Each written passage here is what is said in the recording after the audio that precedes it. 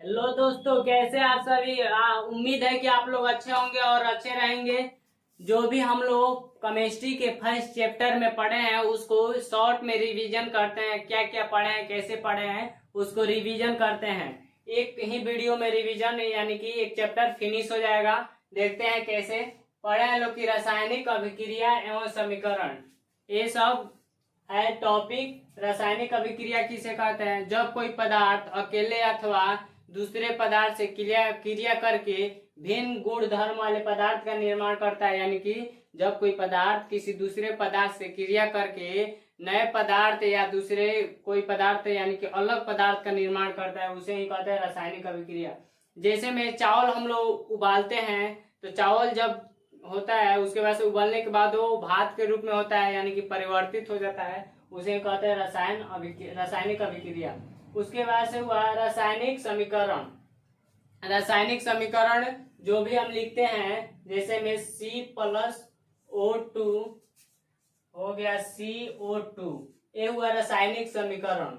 यानी कि इसके कहने का मतलब हुआ कि जिसमें अभिकारक अपने आप क्रिया करके, अभिकारक जो होता है क्रिया करके एक नए तत्व या यौगिक का निर्माण करता है, तब उसे कहते हैं रासायनिक समीकरण। यही होता है रासायनिक समीकरण।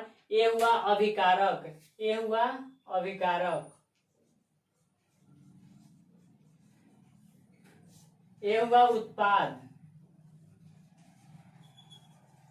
ये हुआ उत्पाद, ये हुआ अभिकारक। जब अभिकारक क्रिया करता है तो एक नए यौगिक तत्व का निर्माण करता है, नए पदार्थ का निर्माण करता है, तो उसे कहते हैं उत्पाद। ये समझ में आ गया होगा दो टॉपिक। रासायनिक अभिक्रिया किसे कहते हैं, रासायनिक समीकरण किसे कहते हैं, यही होता है रासायनिक समीकरण। अगला देखेंगे क्वेश्चन कि संतुलित रासायनिक समीकरण का महत्व क्यों होता है। जो भी हम पढ़ते हैं संतुलित रासायनिक, यही होता है। अगर जब समीकरण संतुलित नहीं होता है तो उसको हम लोग कैसे संतुलित करेंगे, ये पढ़ेंगे। हाँ दोस्तों, देखते हैं कि संतुलित रासायनिक समीकरण का महत्व क्यों होता है। ये हम लोग 9th में भी पढ़े हैं कि संतुलित रासायनिक समीकरण। उसके बाद से उसमें भी पढ़े हैं कि द्रव्यमान संरक्षण का नियम क्या होता है। यही होता है संतुलित रासायनिक समीकरण। जब इस समीकरण को संतुलित करेंगे तो इसमें द्रव्यमान को देखेंगे कि किसका द्रव्यमान कितना है। तो देखते हैं कि यहाँ पे कार्बन का द्रव्यमान 1 है, यहाँ पे कार्बन कितना है, 1 है, यहाँ पे भी कार्बन 1 है, तो ये संतुलित है। इसका द्रव्यमान देखेंगे तो ये भी दोनों सेम है। इसका मतलब इसमें कोई चेंज नहीं है, यानी कि दोनों सेम सेम है। इसका द्रव्यमान दोनों का सेम है, अभिकारक का भी और उत्पाद का है। तो ये हुआ संतुलित समीकरण हुआ, यानी कि संतुलित है, इसको संतुलित करने का आवश्यकता नहीं है। तो इसी को कहते हैं द्रव्यमान संरक्षण का नियम। द्रव्यमान संरक्षण का नियम क्या कहता है? द्रव्यमान का न तो निर्माण होता है और न ही विनाश होता है, उसे ही कहते हैं द्रव्यमान संरक्षण का नियम। उम्मीद है कि ये भी टॉपिक आप लोगों को समझ में आया होगा। उसके बाद से पढ़ते हैं कि रासायनिक समीकरण को संतुलित करना। रासायनिक समीकरण को संतुलित करने की दो विधियां है। आप लोग को पिछले वाले वीडियो में पढ़ा दिया गया है, उसको जाकर के देख लीजिएगा कि कौन कौन सी विधियां है। यहाँ पे भी एक बार चर्चा कर देते हैं। रासायनिक समीकरण को संतुलित करने का कितनी विधियां हैं? तो 2 विधियां है। कितना विधियां है बच्चों? 2। ये याद रखिएगा। पहला है अनुमान विधि, पहला अनुमान विधि।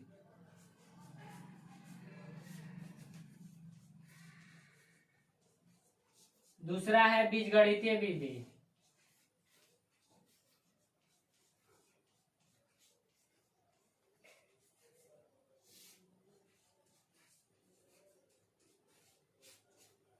अनुमान विधि किसे कहते हैं, बीजगणितीय विधि किसे कहते हैं, इसको भी पिछले वीडियो में पढ़ा दिया गया है, उसको जाकर पढ़ लीजिएगा। शॉर्ट में बता दे रहे हैं। अनुमान विधि का मतलब हुआ हम अपने दिमाग में सोचेंगे कि अभिकारक में कितना द्रव्यमान है, किस तत्व का कितना द्रव्यमान है, उसके बाद से उत्पाद में किस तत्व का कितना द्रव्यमान है, उसके बाद से उसको देख करके उसमें संख्या को भरेंगे कि किसका द्रव्यमान कितना है। उसके बाद से अनुमान लगाएंगे कि क्या उसमें रख सकते हैं कि वो संतुलित हो जाए, यानी कि बराबर हो जाए, उसी को कहते हैं अनुमान विधि। उसके बाद से आया बीजगणितीय विधि।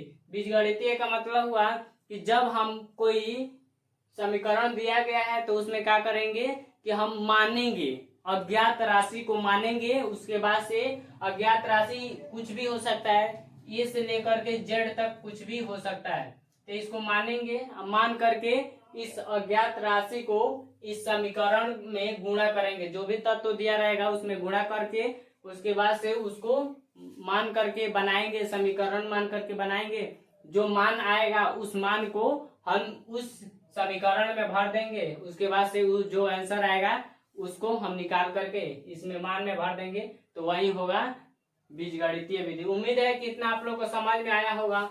उसके बाद से अगला टॉपिक देखते हैं कि संयोजन अभिक्रिया किसे कहते हैं। तो संयोजन अभिक्रिया ये भी पढ़ा दिया गया पिछले वाले वीडियो में। आप लोग उम्मीद है कि वो वीडियो देख चुके होंगे, नहीं देखे होंगे तो यहाँ पे देख लीजिए और वो भी वीडियो जाके देख लीजिएगा। संयोजन अभिक्रिया किसे कहते हैं इसको हम बता रहे हैं। दोस्तों देखेंगे अगला क्वेश्चन कि संयोजन अभिक्रिया किसे कहते हैं। इसके बारे में भी आप लोगों को पिछले वाले वीडियो में समझा दिया गया है। फिर से यहाँ पे वन शॉट में इस चैप्टर को समाप्त किया जाएगा। चलो देखते रहिए, बने रहिए अपना साइंस के साथ और समझते रहिए आसानी से, इजीली तरीका से हिंदी मीडियम में। संयोजन अभिक्रिया किसे कहते हैं?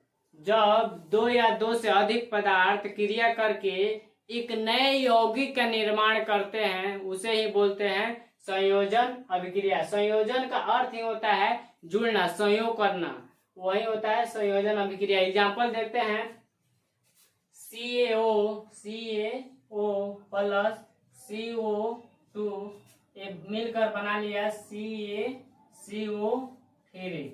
ये हुआ संगमरमर, इसको बोलते हैं संगमरमर, कैल्शियम कार्बोनेट। यानी कि CaO प्लस CO2 ये दो तत्व है, ये दो छोटे छोटे तत्व है, यौगिक है, और दोनों एक क्रिया करके पदार्थ है जो क्रिया करके एक नए बड़े यौगिक का निर्माण ले लिए, उसे बोलते हैं संयोजन अभिक्रिया। संयोजन अभिक्रिया फिर से सुनिएगा, जब दो या दो से अधिक तत्व या यौगिक क्रिया करके एक नए बड़े यौगिक का निर्माण ले लेते हैं उसे ही बोलते हैं संयोजन अभिक्रिया। एक और एग्जाम्पल इसको देख लेते हैं यहाँ पे कि C+O2 ये कितना हुआ CO2। ये जो C+O2 दिख रहा है ये छोटे छोटे तत्व है, यानी कि कार्बन है और परऑक्साइड है, दोनों क्रिया करके एक यौगिक का निर्माण ले लिया, उसे ही बोलेंगे संयोजन अभिक्रिया। यानी कि दोनों संयोग किया, यानी कि जुड़ा, तब एक नया यौगिक बन गया, उसे ही बोलते हैं संयोजन अभिक्रिया। उम्मीद है कि ये भी टॉपिक आप लोगों को समझ में आया होगा। अब देखते हैं अगला, वियोजन अभिक्रिया किसे कहते हैं, इसको मिटा देते हैं।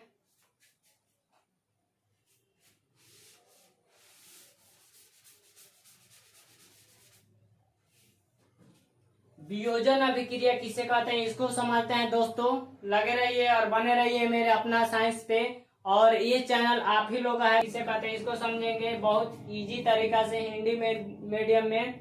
और जो भी बच्चे के डर लगता है कि अरे क्या होगा एग्जाम में, बोर्ड में कैसे पास होंगे, क्या होगा, उन लोगों के लिए अपना साइंस चैनल तैयार है। और आप लोग के विश्वास से ही ये चैनल को खोला गया है। आप लोग इस चैनल पे बनाए रखिए और उम्मीद है कि आप लोग मेहनत करेंगे तो 2023 के बैच में जबरदस्त नंबर आएगा, और आएगा ही आएगा। बने रहिए अपना साइंस पे। वियोजन अभिक्रिया किसे कहते हैं? वियोजन अभिक्रिया का मतलब ही हुआ वियोग, यानी कि अलगाव। वियोजन यानी कि अलगाव। नहीं बोलते हैं कि जब किसी का शादी होता है वो घर छोड़ के जाता है, यानी कि वियोग किया, यानी कि घर छोड़ के चला गया, तो उसे बोलते हैं वियोग, यानी कि वियोजन अभिक्रिया, यानी कि टूटना, विखंडित होना, उसी को बोलते हैं वियोजन। यहाँ पे देखेंगे एग्जाम्पल के तौर पे CaCO3 ये एक यौगिक है और ये वियोग कर रहा है, यानी कि टूट रहा है। जब इसको गर्म करेंगे, इस पे उष्मा कर देंगे, गर्म करेंगे तो ये टूट गया। CaO प्लस CO2 में टूट गया। ये क्या है? संगमरमर है। ये जब इसको गर्म करेंगे तो ये CaO में प्लस CO2 में विखंडित हो गया, टूट गया। इसी को बोलेंगे वियोजन अभिक्रिया। यानी कि जब एक यौगिक जब एक बड़े यौगिक दो या दो से अधिक छोटे छोटे यौगिकों में विखंडित हो जाता है, टूट जाता है, उसे ये बोलते हैं वियोजन अभिक्रिया। समझ में आया होगा, उम्मीद है कि ये वियोजन अभिक्रिया किसे कहते हैं ये भी समझ में आया होगा। और रटना नहीं है बल्कि इजी तरीका से समझना है दोस्तों, ज्यादा घबराइए मत, हम हैं आपके साथ, अपना साइंस। उष्माक्षेपी रासायनिक अभिक्रिया किसे कहते हैं इसको समझते हैं दोस्तों। अगला क्वेश्चन देखेंगे कि उष्माक्षेपी रासायनिक अभिक्रिया किसे कहते हैं, इसको देखेंगे कि एक क्या होता है उष्माक्षेपी। तो वैसी रासायनिक अभिक्रिया जिसमें उत्पाद के निर्माण के साथ साथ उष्मा भी उत्पन्न होती है, उसे ही बोलते हैं उष्माक्षेपी रासायनिक अभिक्रिया। ये समझ में नहीं आया, चलिए एग्जाम्पल के माध्यम से समझाते हैं। यहाँ पे एग्जाम्पल लिखेंगे, इसका टॉपिक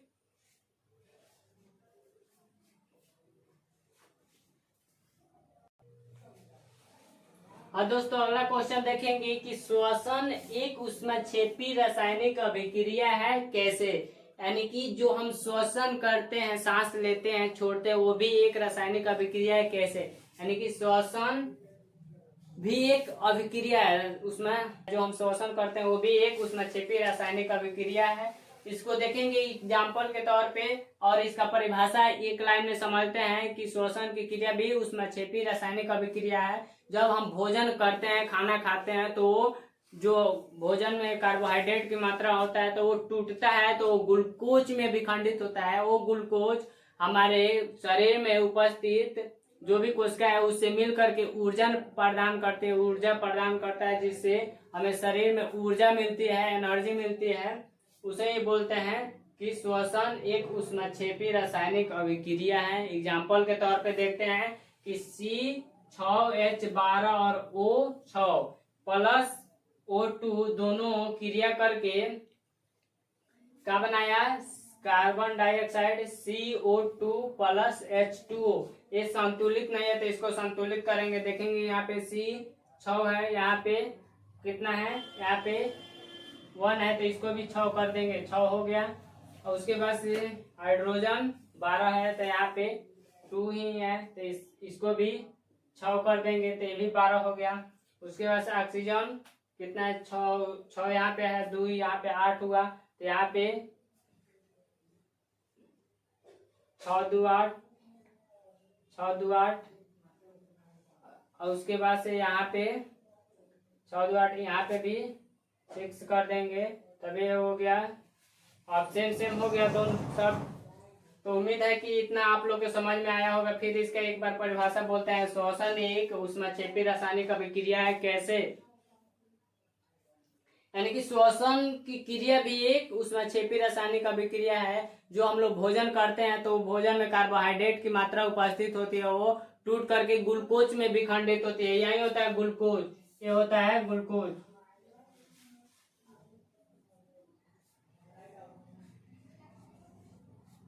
ग्लूकोज होता है यही, ये टूट करके क्या होता है, विखंडित होता है, कार्बोहाइड्रेट टूट करके ग्लूकोज बनता है। और ग्लूकोज जो होता है कोई हमारे अंदर कोशिकाओं से मिल करके ऊर्जा प्रदान करता है। ये ऊर्जा मिल करके हमारे शरीर को एनर्जी देती है, जिससे हम कोई भी कार्य कर पाते हैं। यही उसी को बोलते हैं इस अभिक्रिया, ये जो अभिक्रिया होता है इसमें ऊष्मा बाहर की ओर निकलती है, प्लस ऊष्मा यानी कि ऊर्जा, ऊष्मा बाहर की ओर निकलती है, उसे ही बोलते हैं श्वसन एक उष्माक्षेपी रासायनिक अभिक्रिया। उम्मीद है कि ये समझ में आया होगा। चलिए इसको एक बार स्क्रीनशॉट ले लीजिए कि ये क्वेश्चन, इसके आगे और जो भी क्वेश्चन हम पढ़ाए हैं उसको भी एक बार और रिवीजन कर लेते हैं। ये स्क्रीनशॉट ले लीजिए दोस्तों। हाँ दोस्तों, देखेंगे कि अब अगला देखेंगे, इसमें 16 इम्पोर्टेंट क्वेश्चन है, 16 जो पढ़ा चुका गया है। और पिछले लिंक में आपको डिस्क्रिप्शन में दे दूंगा, आप लोग वहां से जाकर के देख सकते हैं कि वो क्या है उस वीडियो में। और उस वीडियो में हर एक इस क्वेश्चन का सॉल्यूशन दिया गया, हर एक क्वेश्चन का परिभाषा दिया गया है। चलिए फिर एक नजर में देखते हैं। विद्युत वियोजन तो ऐसी अभिक्रिया है जिसमें विद्युत के द्वारा कराया जाता है, विद्युत धारा के द्वारा कराई जाती है, उसे ही बोलते हैं विद्युत वियोजन। इसको रटना नहीं है बल्कि सिंपल में समझना है कि विद्युत के द्वारा जो वियोजन कराया जाएगा उसी को बोलते हैं विद्युत वियोजन। एक क्लियर हो गया होगा। अब देखते हैं अगला कि प्रकाश वियोजन। ये भी वियोजन ही है। जब प्रकाश के द्वारा कोई वियोजन कराया जाता है तब उसे बोलते हैं प्रकाश वियोजन। ये भी क्लियर हो गया होगा। विस्थापन या एकल विस्थापन अभिक्रिया किसे कहते हैं इसको समझेंगे कि विस्थापन के मतलब जब कोई पदार्थ क्रिया करता है तो वो विस्थापित करता है, यानी कि अपना स्थान चेंज करता है, अपना जगह चेंज करता है, तो उसे बोलते हैं विस्थापन अभिक्रिया। उसके बाद से एकल विस्थापन वही अभिक्रिया जो तो देखेंगे कि यहाँ पे विस्थापन अभिक्रिया का एक एग्जाम्पल दे करके समझा देता हूँ बहुत सिंपल तरह से। कह रहा है कि Fe प्लस CuSO4 ये रो तीर का निशान FeSO4 प्लस Cu। यहाँ पे Cu का क्या हुआ, अवक्षेप हुआ, यानी कि जो Fe है Cu से अधिक क्रियाशील है, इसीलिए क्या किया, Cu को हटा दिया, उसकी जगह पे खुद ले लिया। इसी को बोलते हैं विस्थापन अभिक्रिया, यानी कि उसको Cu को क्या किया, SO4 से विस्थापित कर दिया, यानी कि हटा दिया, क्योंकि ये ज्यादा ताकतवर है इसीलिए Cu को भगा दिया। जैसे हम लोग छोटे बच्चों को क्या करते हैं, एक झापड़ मारते हैं भाग जाता है, इसीलिए यहाँ पे भी वो रूल फॉलो हुआ है कि Fe Cu से अधिक क्रियाशील है, इसीलिए Cu को हटा दिया, अपना स्थान ले लिया, इसी को बोलते हैं विस्थापन अभिक्रिया। अब यहाँ पे एक और एग्जांपल ले लेंगे, ZnCuSO4, ये भी बन गया ZnSO4 प्लस Cu। यहाँ पे Cu से अधिक क्रियाशील Zn है तो Cu को मार के भरा दिया और खुद अपना स्थान ले लिया, इसी को बोलते हैं विस्थापन अभिक्रिया। अब देखते हैं एकल विस्थापन अभिक्रिया का उदाहरण। दोस्तों देखेंगे कि विस्थापन अभिक्रिया समझ में आ गया। अब एकल विस्थापन अभिक्रिया किसे कहते हैं इसका भी एक एग्जांपल लेकर समझते हैं। जब कोई एक तत्व किसी दूसरे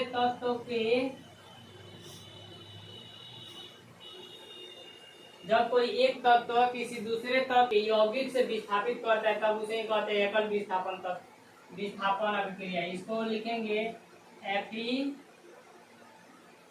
Fe प्लस एरो हुआ FeSO4 प्लस H2O होगा। दोस्तों यहाँ पे देखेंगे कि एकल विस्थापन अभिक्रिया है। यह जब कोई एक तत्व किसी दूसरे तत्व के यौगिक से विस्थापित करता है तब उसे कहता है एकल विस्थापन अभिक्रिया। यहाँ पे Fe plus H2SO4 FeSO4 plus H2 हुआ। यहाँ पे वैसे Zn कर सकते हैं, Zn plus H2SO4 arrow ZnSO4 plus H2। उम्मीद है कि ये दोस्तों समझ में आया होगा एकल विस्थापन अभिक्रिया। चलते हैं कि द्वि विस्थापन अभिक्रिया किसे कहते हैं। दोस्तों अब देखेंगे कि अगला क्वेश्चन द्वि विस्थापन अभिक्रिया किसे कहते हैं। द्वि विस्थापन का मतलब हुआ कि जब दो यौगिक अपने तत्वों को अदला बदली करते हैं और उसका खुद स्थान ले लेते हैं, उसे बोलते हैं द्वि विस्थापन अभिक्रिया। द्वि का मतलब दो यौगिक अपने तत्वों को अदला बदली करते हैं। देखते हैं यहाँ पे कैसे अदला बदली करते हैं। जैसे में यहाँ पे है Na2SO4 plus BaCl2 plus BaSO4 arrow होगा यहाँ पे दोस्तों। सॉरी दोस्तों, तो ये दोनों का किया है। ये जो Ba है, Ba इस पे 2 प्लस चार्ज होता है और जो SO4 है, SO4 इस पे 2 माइनस चार्ज होता है, इसीलिए दोनों का किया क्रिया करके एक यौगिक बना लिया। उसके बाद से ये Na2 है, ये Cl2 से क्रिया करके 2 NaCl बना लिया, यानी कि NaCl को हम नमक भी बोलते हैं, सोडियम क्लोराइड। यानी कि अब ये उम्मीद है कि आप लोग के समझ में आया होगा। अब चलते हैं कि उपचयन एवं अपचयन अभिक्रिया किसे कहते हैं। तो पहले समझते हैं कि उपचयन अभिक्रिया किसे कहते हैं। उपचयन का मतलब होता है कि जब यौगिक जिस कोई भी क्रिया होता है, कोई भी रासायनिक समीकरण है, उसमें क्या होता है, ऑक्सीजन का योग होता है और हाइड्रोजन का क्या होता है, ह्रास होता है, तो उसे ही कहते हैं उपचयन अभिक्रिया। यानी अब देखते हैं कि अपचयन अभिक्रिया वैसी रासायनिक अभिक्रिया जिसमें ऑक्सीजन का ह्रास होता है, ऑक्सीजन का कमी होता है और हाइड्रोजन का वृद्धि होता है, बढ़ता है, उसे ही बोलते हैं अपचयन अभिक्रिया। उसके बाद से अगला टॉपिक देखेंगे कि संक्षारण अभिक्रिया किसे कहते हैं। ये बहुत ही इम्पोर्टेंट क्वेश्चन है और एग्जाम में भी पूछता है। और दोस्तों यहाँ पे देखिएगा कि संक्षारण अभिक्रिया आप लोग भी जानते हैं कि क्या होता है, क्योंकि इस पिछले वाले वीडियो में बता चुका हूँ और जाके उसको देख लीजिएगा। संक्षारण यानी कि जब लोहा होता है, धातु होता है, धातु क्या करता है कि उसको खुला छोड़ देते हैं तो वो नमी, वायु और अम्ल से क्रिया करके वो क्या बना लेता है, एक उस पे अक्षारीय पदार्थ जम जाता है जिसको हम लोग बोलते हैं संक्षारण। वो जो लोहा पर जमता है उसको बोलते हैं संक्षारण, जो अक्षारीय पदार्थ होता है। और वो क्या करता है कि वायु और नमी से क्रिया करके वो संक्षारण बना लेता है और उसको ऐसा ही छोड़ दिया जाए तो एक दिन ऐसा आएगा कि वो लोहा नष्ट हो जाएगा। इसीलिए उसको बचाने के लिए क्या करते हैं, हम उस पर पेंट चढ़ाते हैं, पेंट करते हैं ताकि वो लंबी समय तक चलती रहे। और हुआ ये संक्षारण का परिभाषा। उम्मीद है कि ये समझ में आया होगा। उसके बाद से अगला क्वेश्चन देखते हैं कि विकृत गंधिता। विकृत कहने का अर्थ हुआ बहुत खराब गंध, यानी कि अरुचिकर गंध, जिसको हम स्वाद करें या सूंघे तो क्या हुआ, बहुत खराब महसूस होते हैं। हाँ, तो उसको विकृत गंधिता बोलते हैं। यानी कि जब हम वसा तथा तेल से बने खाद्य पदार्थों में, इसका एक बार डेफिनेशन सुन लीजिएगा परिभाषा। जब वसा तथा तेल से बने खाद्य पदार्थों का अरुचिकर स्वाद और गंध का उत्पन्न होना है, क्या कहलाता है, विकृत गंधिता। उसको बचाने के लिए हम क्या करते हैं, खाना को, जो भोजन बनता है उसको क्या करते हैं, फ्रिज में रख देते हैं, प्रकाश की उपस्थिति में नहीं रखते हैं, यानी कि प्रकाश से दूर रखते हैं, उस खाना को ढक कर रखते हैं, तो उससे हम बचा सकते हैं। किससे, विकृत गंधिता से, यानी कि खराब होने से उसको बचा सकते हैं। यही होता है विकृत गंधिता। उम्मीद है कि समझ में आया होगा। इस चैप्टर का लास्ट क्वेश्चन है, दहन किसे कहते हैं। दहन का परिभाषा होता है कि दहन का अर्थ ही होता है जलना, यानी कि वैसी रासायनिक अभिक्रिया जो जल करके उष्मा के साथ साथ प्रकाश भी उत्पन्न करे, उसे बोलते हैं दहन। यानी कि दहन कहने का अर्थ होता है ज्वाला, उसमें से ज्वाला निकलता है। और जो ज्वाला निकलता है दो प्रकार का होता है, ज्वलनशील और अज्वलनशील। यानी कि जो पदार्थ जलता है दो प्रकार का होता है, ज्वलनशील और अज्वलनशील।